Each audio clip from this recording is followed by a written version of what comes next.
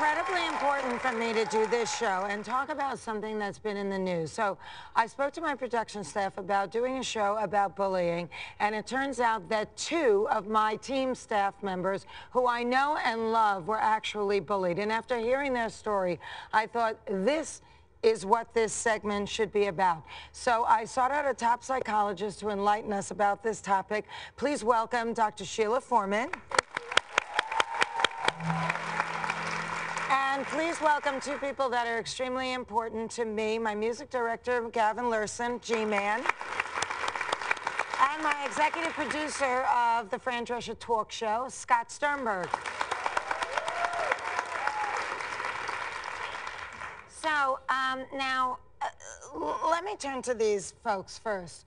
Scott, you were seriously bullied when you were a kid. Can you tell us what happened?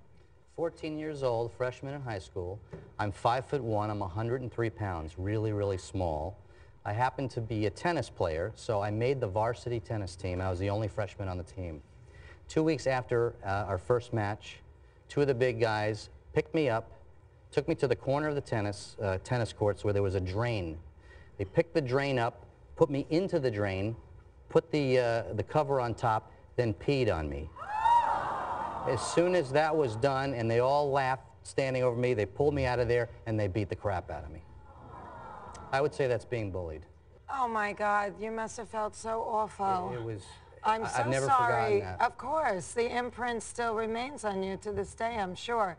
Now, Gavin, what is your story? And because you were all so badly, but look at this. I mean, this is just unbelievable. What happened to you growing up, and for how long? Well, mine was more of a longer story. It was a span of about 10 or so years. I was a scrawny kid, very thin and smaller than the other kids, and I had low self-esteem for whatever reason.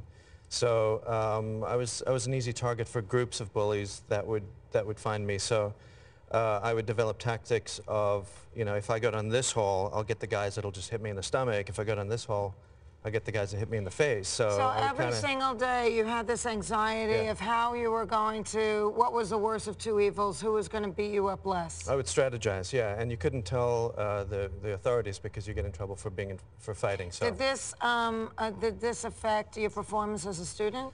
Yes, yeah, I hated school. Nothing.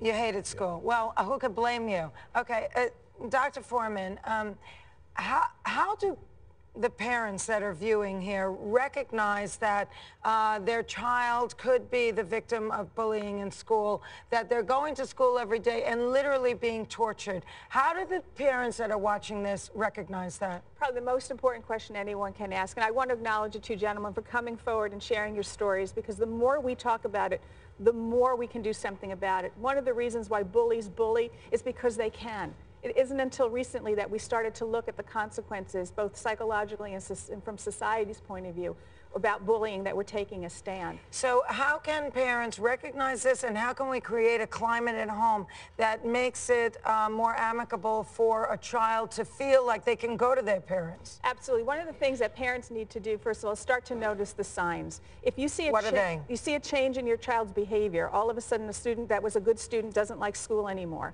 They join the tennis team, they don't want to play tennis anymore. You start seeing behavioral problems, insomnia, maybe they start getting a lot of stomach aches, anxiety, depression. Any change in your child's affect, their mood, or their behavior could be a sign that they're being bullied, and what you need to do is sit down and talk to them. And one of the best ways to do is to use something like this, like your show, to say, I saw this on television. What do you think about it? Let's talk about this. And use something like this segment as a way to open the door, for them to realize that this is something we can talk about, and nothing bad will happen to them if they share their story with their parents. Okay, well, I think that that's really important. Now, why would a child have such an axe to grind that he goes to school with the intent to torture other children? Don't go away, because when we come back, we're going to meet a former bully and find out how it all got started. Thank you.